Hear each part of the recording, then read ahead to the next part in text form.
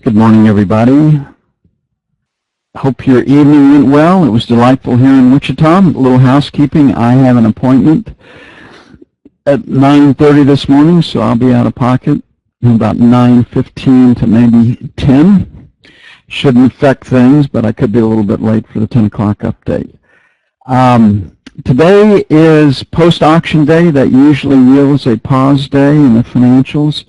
The reason of the dynamic that does that, the primary dealers are cleaning up their books, balancing their books, getting the bill sent out, and major cash players in the treasury market that have need for 2, 5, and 7-year paper are sidelined. So without a big major news event, the focus of those two huge groups when it comes to trading treasuries are on the sidelines, and that usually yields a pause day. We left yesterday's market saying that our recommended short for the overnight session was not valid if the E-mini continued to sell. We left yesterday wanting to sell failure at 12 to 16. The market just blew right through that. Recommendation was made at the close of the day session. There was 2 more hours of trading. So we made it up to 29.5 in the overnight session. And it's going to be the same today. If the E-mini continues to sell, we just really do not want to be short. Stocks around the world were actually traded up a little bit for the most part. The FTSE was off a little bit. China's market was up, so Japan, Hong Kong, and the FTSE were lower. The DAC, CAC, and Shanghai exchanges were up, so stocks were mixed overnight. It's not really clear that the selling will continue in the United States today.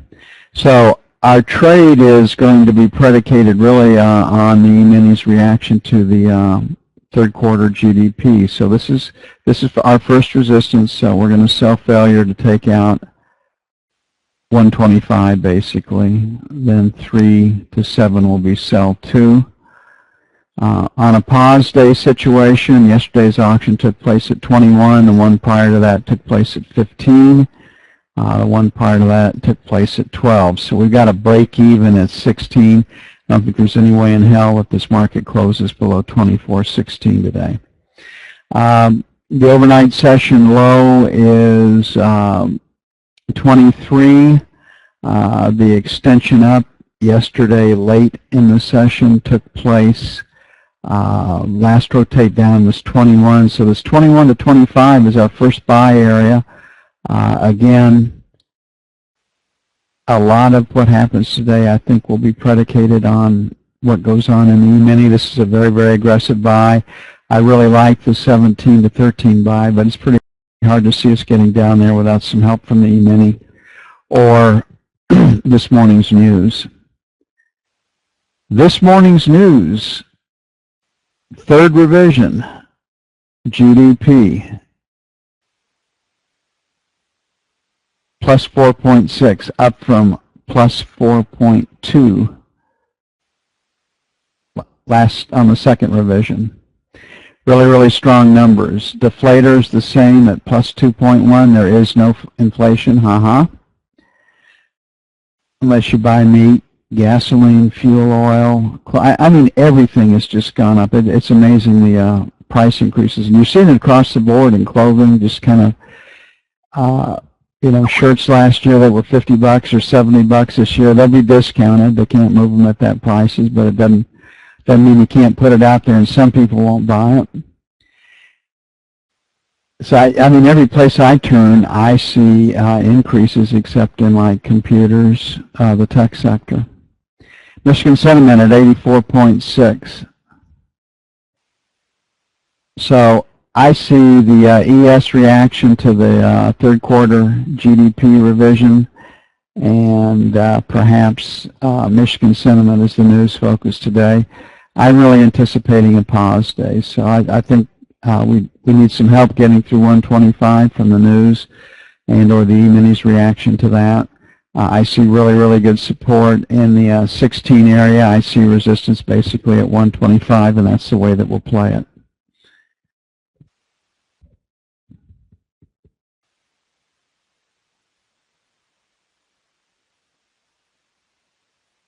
$21 to 25 is a very aggressive buy, but we'll get our answer pretty early this morning from the E-minis reaction to third quarter GDP, which is up at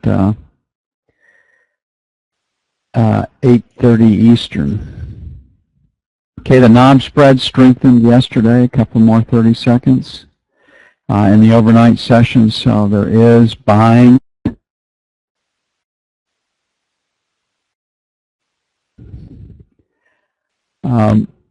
We've got a TPOs leaning B. We got volume, a very strong P, so the buying is for real, and we're in the same situation. So selling failure to take out the 8 to 12 area, give it a little more room because of the strength in the knob spread. Then 15 to 19 will be sell 2. On the buy side, bottom of value is 28. We're at 01, so 25 to 29 will be buy 1. And the last rotate down yesterday stopped at 19, so I'll make 21 to 17 buy 2. And these numbers are riding high to the 10-year because of the strength in the knob spread.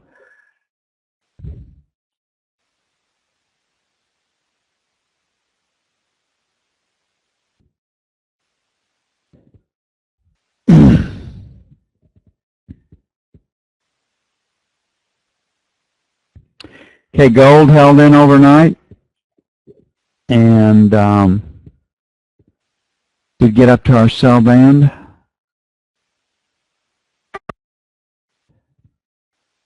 And we can see we talked about rejection yesterday in the 30 area. So we got pretty good rejection in prices above 30, and you can see it over here. This is 28. You got 38. But we're really rejecting prices above 29. So this 28, 29 area right here is pretty stout resistance. We're at 20, 30. Last rotate up stopped at 24. So 23, 25 will be sell 1. 28 to 30 will be sell 2. If the GDP number comes in as is expected, it would be a negative for gold. Economy strong, people going back to work, higher tax revenues, less need to print money. Sell gold. And a lot of, when you first get into this, large commercial entities would take the analysis that I just gave and they would put it down in Troy Ounce's mind. Projected all sorts of stuff. They would have it in the detail. But in our world of trading, perception is so much, and expectations are so much of what we do. We can do it on a headline basis. And if the headline basis, the news is generally bullish, then it's supportive. And if it's generally bearish, it's usually a negative. So we don't have to go into the depth that large commercial entities do that really make their living trading or manufacturing or processing something. Their depth of knowledge is much deeper than ours because they have to compete within their industry too, and they can get an edge by knowing more. But for us as traders, headlines, news, generally bullish, generally bearish, then we look at the structure of the profile, and we can do really well. We don't have to know who rejected prices up here. We can just see that they did. We don't know who started this selling that came out of the 24 area. This is your mom. We just can see that they did. And that takes a lot of the burden off of us as analysts in reading. And in case you haven't noticed, a lot of the stuff for the news that I put in there it catches the feel or the flavor for the market, and most of it is done on a headline basis. And you can do that too. You can read the news, or you can skim the news. You can read the headlines, and you can come up with a pretty quickly whether the news is generally bullish, bearish, or neutral. Okay, looking at the euro, we love selling 50 to 70 tick rallies in the euro, especially London time. So right here on London time, we're going to separate out London, and you can see the high right there is at 65. So we left yesterday's market hoping to sell the 28 area. It closed lower than it was late in the session. It seems a little high. Oh, wrong piece of paper. We wanted to sell 75s plus or minus. Nope. Damn it. 65 to 75 is where the sell was. Mislabeled. And we have a high at 68. So we did our job as purveyors of research for you. Right now we're at 38. Last rotate up was 50. Fairly aggressive, but 45 to 55. And then 65 to 75 where we had it last night. Listen, if you guys and gals can trade European time, I mean, this is a gift. It's not easy, but we know this market, and the ability to execute London time or close to it is really, really important to superior trade location in this contract. And if you can trade London time, you've got a real advantage. Now, the trades are slower to develop, the overnight market, than they are in our day market, but that's okay. That's not all bad. Okay, we're at 37 right now. Bottom of value yesterday was 25, so 20 to 30, and I really don't like the buy side of this market, but that could hold the support, picking up the bottom of value, coming in right above the last rotate down, and then 27, 27.10 will be buy too.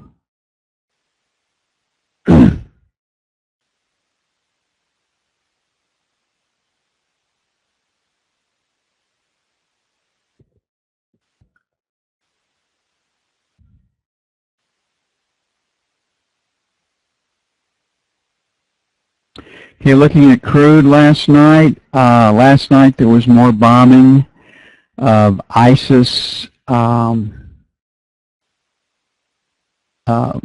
portable or movable refineries. They're pretty easy and they're pretty common in that part of the world. I mean, it's not super technology. It's certainly not as efficient as having a big refinery. But we did bomb last night, and that could take some supply out of the world's supply. So most of it probably is being refined on the spot and sold as gasoline or diesel fuel in Syria or parts of Iraq, etc. But some of it gets out through Turkey. You know, you have to wonder why bombing at night. I mean, Syria has to welcome us bombing the bad guys and their deal. I mean, yeah, getting shot down is pretty remote, given the air defenses that are carried. I mean, you got shoulder-fired heat seekers, so visual acquisition is a great deal of the success of that particular weapon. But at those airspeeds and the altitudes that they drop their weaponry from, it's not a factor. So why are we going in there at night? Again, it just sends a mixed message to ISIS. I mean, if I'm on ISIS, I know that what's being done by the coalition, it's not a fight to the death. And it's been proven time and time again that you can outlast the Americans' will to see a task to completion. So makes you wonder.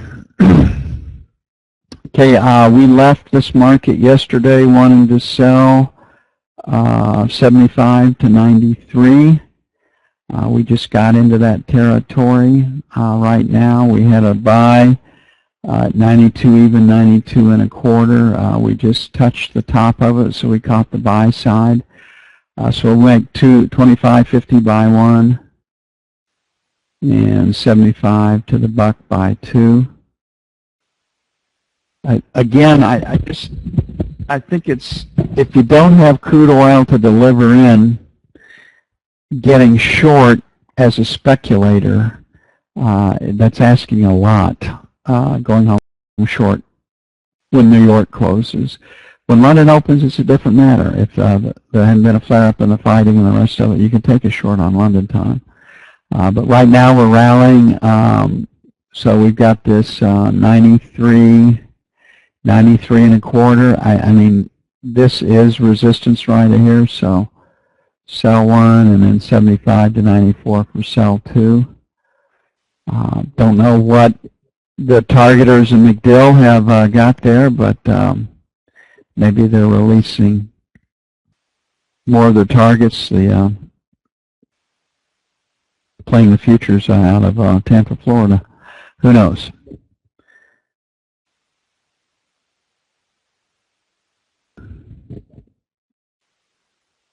So the buy is 92 and a quarter, 92.50.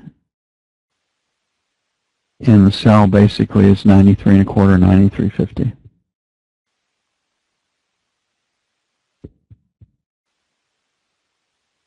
Okay, on to the E-mini. We've seen some a little bit stronger selling than we've seen before, and of course zero hedge is the world's most negative news source. It's a very valuable news source because they point out the shenanigans that are played by the people that report the numbers. But if you had taken and traded the tone of zero hedge since March of 2009, you've been wiped out financially and you have not participated in the rally. But there are a lot more articles on Market Watch and on zero hedge, as there would be, because the market is selling, about why the market is selling and the reasons why it should sell some more.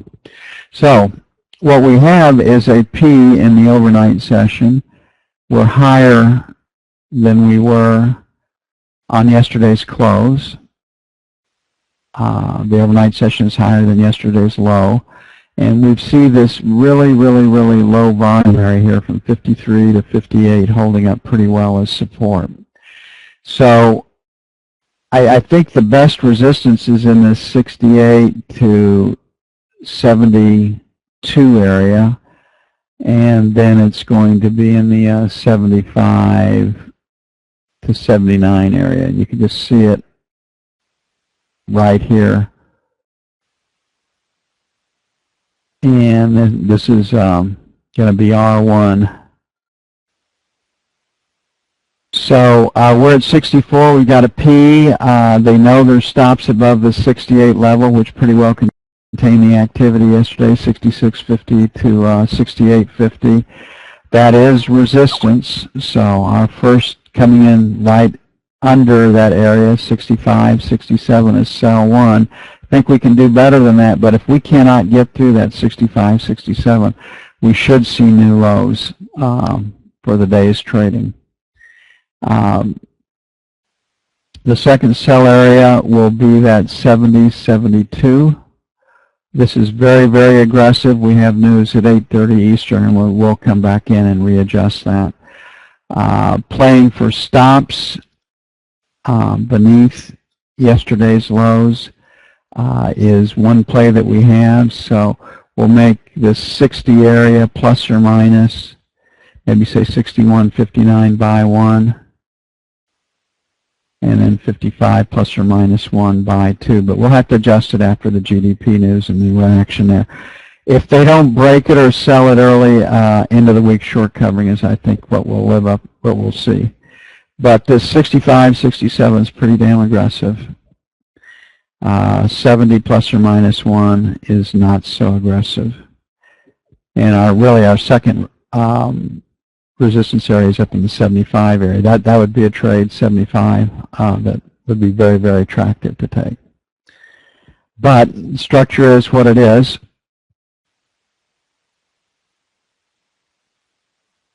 And we can't ignore that. We have news on the half hour that can change things. I'll be back for an update right after that. Got to take about 15 minutes to get everything up and posted. I'll see you then.